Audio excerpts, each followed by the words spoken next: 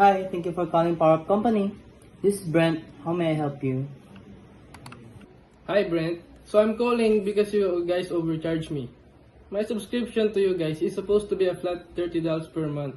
But for some reason, I am seeing $33 on my paper bill for the month of July. So I don't know what's going on. I would really appreciate an explanation on this. Sure, I'll be happy to pull up your account now and check the billing details for you. Can I have your account number together with your first and last name?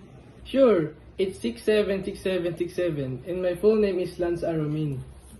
Thank you, Lance. Just give me a few seconds to pull up your account. It was for the month of July this year, right? July 2020. That's right. Okay. I have your account pulled up now. And I'm seeing a $30 charge for the month of July this year. Could you check the bill and review the amount? No, that can't be right. I'm literally holding my bill right now. It says July and it says $33 in big bold letters. I don't know. All I know is that you're overcharging me, guys.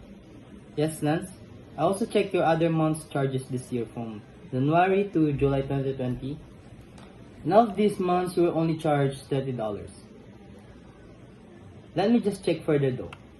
Your last year, although I'm seeing a 33 charge here, but this was way back last year on 2019. Would you mind checking the year of the billing paper you are holding right now? Oh, my bad, Brent. I'm so sorry to have wasted your time. I really thought this was a recent bill. This bill was literally on my table this morning. I must have dropped it when I was throwing garbage this morning.